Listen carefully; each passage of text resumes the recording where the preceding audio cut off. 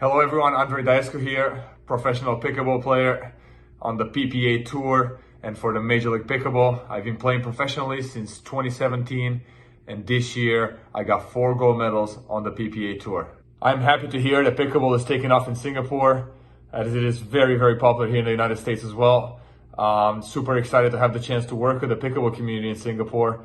I got a chance to look over their website at playpickle.sg and I was very impressed with their detailed instruction on the website, how much knowledge they have when it comes to teaching the game of pickleball.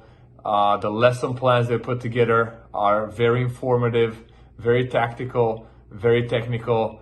Those players working with playpickle.sg are in great hands. Now, taking an in-depth look at the lesson plan and breaking it down, lesson number 1 is Introduction to Pickleball. The objective is to understand the basic rules, core layout, and equipment. The content provides an overview of the pickleball rules and scoring. I think it's important when it comes to scoring to make sure you understand both the traditional and the rally scoring. Traditional scoring obviously is only when you only score points only on your serve, so it's really important to know that. That's where you hear the 3 numbers, the server score being first number, the receiver score being the second number, and that third and last number is the one that keeps track of the servers. So you always start at 0-0-2 and you play on from then, scoring points only on your serve. When it comes to rally scoring, that's used these days in Major League Pickleball, you will be scoring points every time you win a point, whether you served or received that point.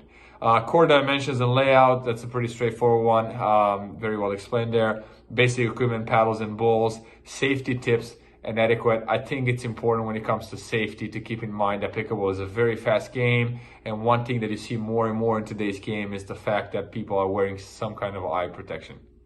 Lesson number 2 covers basic strokes, the forehand and the backhand. The objective is to develop fundamental forehand and backhand strokes. Things that you're going to keep in mind: proper grip and stance. It's important to understand that when you are on the baseline, you have a little bit more time than when you are up at the net at the kitchen line. So you could change your grips. These days, the most commonly used grips, especially if you're just starting the game, will be the forehand Eastern on the forehand and the backhand Eastern grip on the backhand. By using those 2 grips, you will be able to close the paddle face, which allows you to gain a little bit more topspin on your shots. The forehand and the backhand swing mechanics are pretty similar to tennis. So if you have a little bit of a tennis background, you're going to find a lot of similarities. It's a large swing. The paddle gets prepared behind your body. The paddle usually starts the forward swing below the wrist, brushes up on the back of the ball and finishes across the body towards the opposite shoulder. Good drills to practice those strokes, will be starting by feeding some balls to the student and having them get a good understanding on getting some topspin on the ball and working with the proper grip. Then you would want to be going on some live ball, and I like to start live ball by just having both players back, which gives them a little bit more time to prepare and hit the ball. And then the most challenging one will be to have one person back working on the ground strokes and one person at the net volleying back, which takes away a little bit of time from the ground stroke person, putting them on a little bit of pressure and making it a little challenging for them. Lesson number 3 covers the serving techniques. When it comes to serving, I think it's really important to know the rules, which obviously we're covering in the lesson number 1. But as a quick reminder, the paddle has to be below the wrist when you make contact with the ball. The contact has to happen below waist level. You can serve out of the air or you can serve off the bounce, which is called a drop serve. Important to keep in mind, if you are doing a drop serve, you have to release the ball around shoulder high, no higher than that. And it is a drop. You're not allowed to bounce the ball. You just got to drop it from shoulder high. You are allowed to drop the ball inside the court when you're doing a drop serve, as long as both of your feet are behind the baseline prior to contact with the ball. The swing should be on a low to high trajectory. Drills you could do for the serve.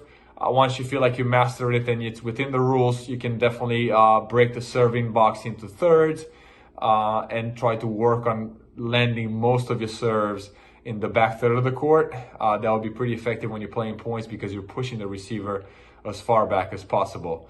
You're gonna find that most people serve from their forehand side of the body, so the biomechanics are very similar to the forehand ground stroke. There are some people who serve on their backhand side. I would not suggest that, but some people do it. It just makes it a little harder to generate pace and topspin at the same time. So stick with the forehand side for the serves. Off the bounce or straight out of the air works as well, as long as you are within the rules. Up next will be the volley and the net play. The objective there is to improve the volley skills and understand the net play strategies. When it comes to volleys and volley technique, I think it's important to understand that you are in a place where the game is played much faster. Like I said earlier, on the baseline, you have time to change grips. When you are at the net, unfortunately, you're probably not going to have time to change the grip. So I strongly suggest a continental grip, a good ready position, which means the paddle will be around chest high. And if you are a right-handed player, the tip of your paddle will be pointed towards the 10 o'clock. So if there was a clock in front of you, the tip of your paddle will be pointed towards the 10 o'clock. If you're a left-handed player, it's the opposite. You'll be pointing towards the 2 o'clock. There's two types of volleys. The punch volley, which is also known as the reflex volley as well. That's what you're hitting when you're dealing with a fastball coming at you. A good way to train that volley will be to have the other person at the kitchen line and volley back and forth towards each other's chest, so you get a little feel for that kind of volley. Grip pressure for the punch volley should be a 9 out of 10. So 10 being a very firm grip, 1 being very loose. You got to be pretty strong on that grip because you're dealing with a fastball and there's no wrist movement at all. So think about pushing a book off the shelf. That's kind of the technique you want to be using for that kind of shot. And that's, again, the type of the volley you're going to be hitting when somebody either hits a fast volley at you or they hit a fast ground stroke at you. The second type of volley you can hit at the kitchen line is the roll volley. This is the volley that you're going to use when somebody hits soft to you. There's a lot more wrist involved here, so the grip pressure should be about a 3 out of 10. Again, you have a little bit more time to prepare for this shot. Usually that's a shot you use when people drop against you. It's a shot where you're looking to get a lot of topspin on the ball and keep your opponents back, keep your aggression. You will be hitting on a low to high trajectory. The wrist is going to be snapping. In terms of the biomechanics, think about starting with your paddle pointed down towards the 6 o'clock and think about opening a doorknob. That's the kind of motion you will have on that roll. Same exact thing happens with your backhand. Lesson number 5 is dinking, dropping just the soft shots around the net.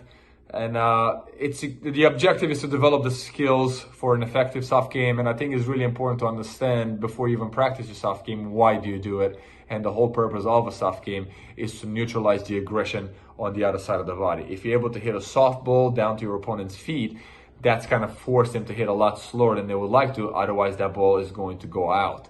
The techniques for soft control shots, it's very important to understand that your grip should be loose. A soft shot, obviously, it's a lot about feel and touch. So the looser you are on the grip, the better off you're gonna be in terms of feeling the contact of the ball. Your hand should be locked and most of the paddle movements should be done from your shoulder and from your legs.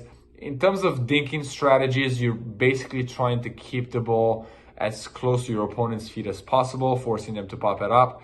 It's okay if they get to volley that ball as long as it's a very, very low position. So you're trying to make your opponent play as close to the ground as possible. In terms of dinking drills and games, you can start by dinking straight ahead with the person in front of you. You can then move on to dinking some diagonal, and then you can open it up for the whole court by doing some figure 8 drills when one of the sides dinks cross court the whole time and then the other side dinks down the line the whole time.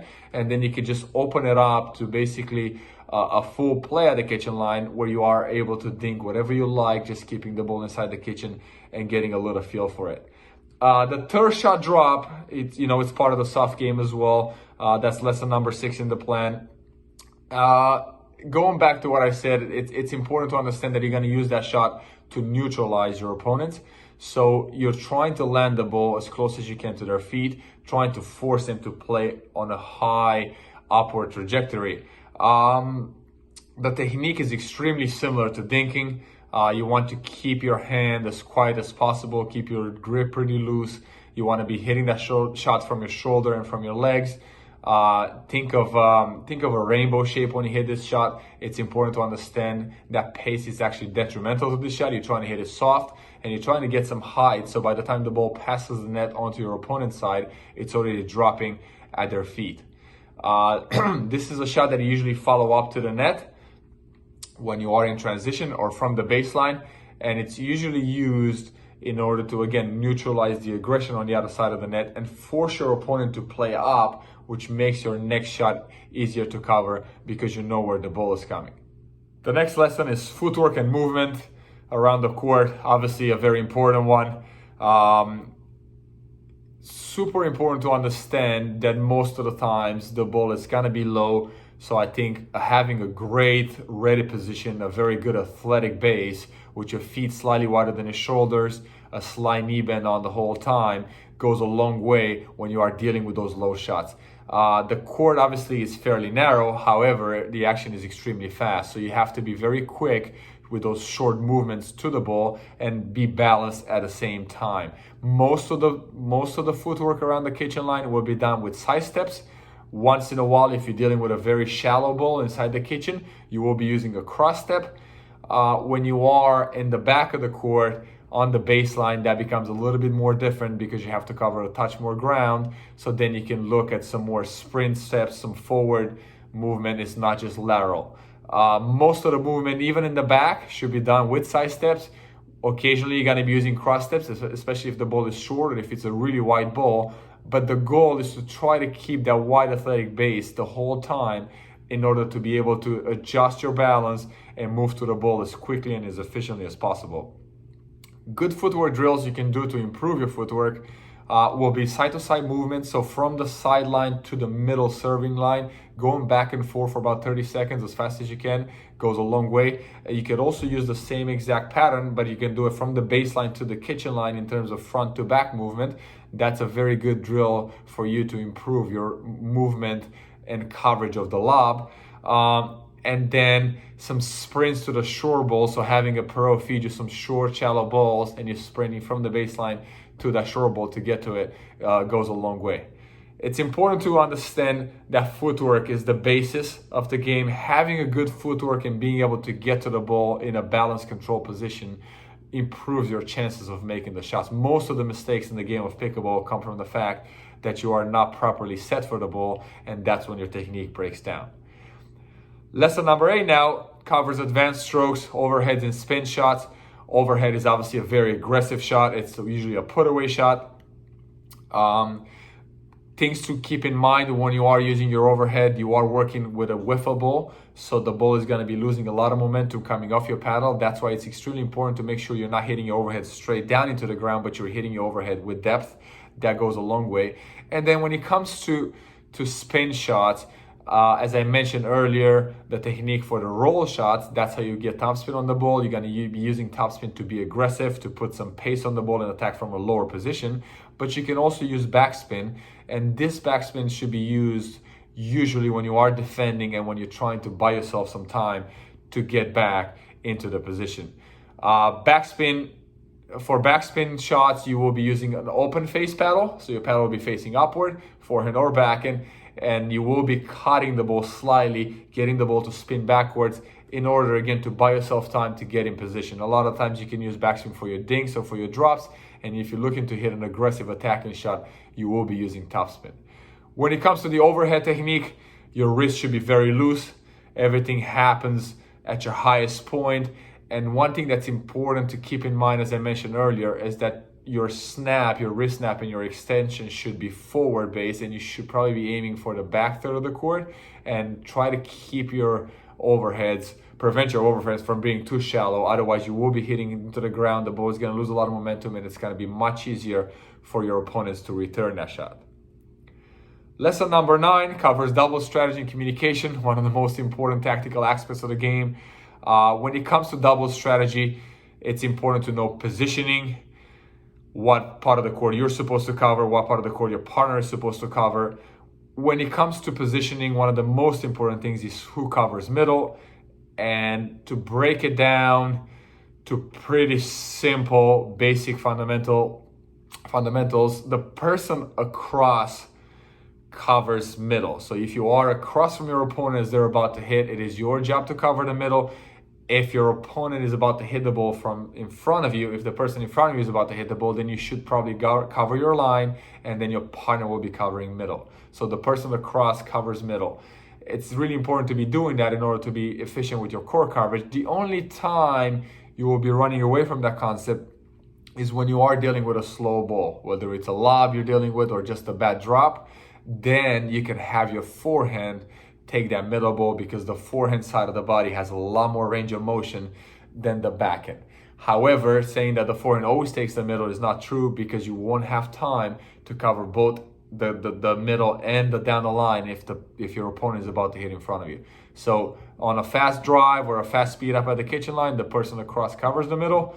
On a soft ball, then the forehand should take that middle ball. Communication with your partner is always key. You're way better off over communicating than hesitating and not communicating enough.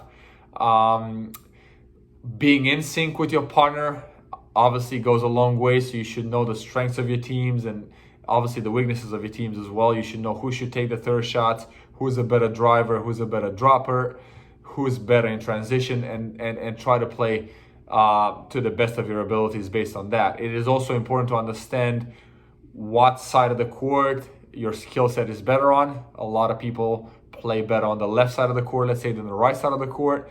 Hopefully you and your partner are good on different sides of the court. That's what makes a good doubles team. So if I'm better on the left, my partner is better on the right. We could be using the stacking strategy as well, which is fairly complicated at first until you recognize it, and then you will understand that it allows you to play on your favorite side the whole time, which makes things much easier and better for your team. It's a lot easier to stack on your serve because your partner only has to slide half a court on the baseline.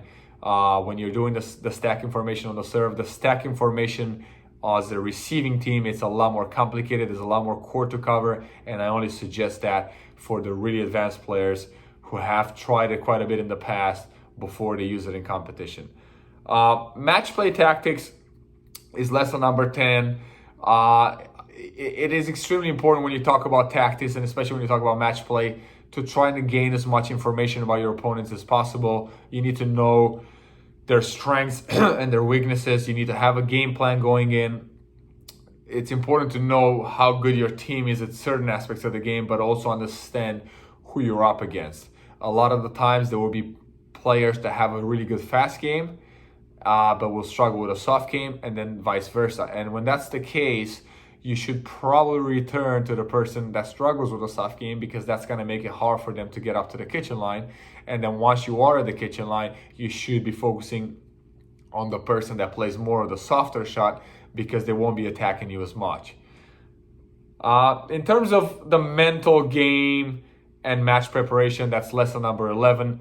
I think it's important to understand the importance of timeouts. You do get 2 timeouts per game in pickleball. Timeouts are usually 60 to 90 seconds long. They should be used when the momentum is not swinging your way. I usually have a 3 or 4 point loss tolerance before I call a timeout. So if I've lost 3 or 4 points in a row, I'm definitely trying to call a timeout, slow things down a little bit, talk some game plan over with my partner, and hopefully come back after the timeout and stop my opponent's momentum.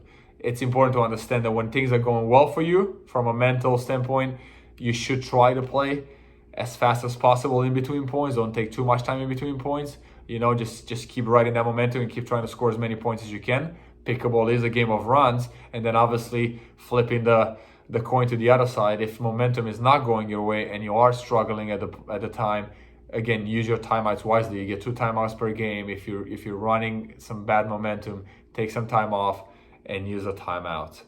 I hope this is helpful for you guys. I hope you're enjoying it. I hope you're enjoying the game of pickleball. I hope you're enjoying taking lessons in pickleball. And who knows, hopefully we can connect at some point and do some lessons and some play together.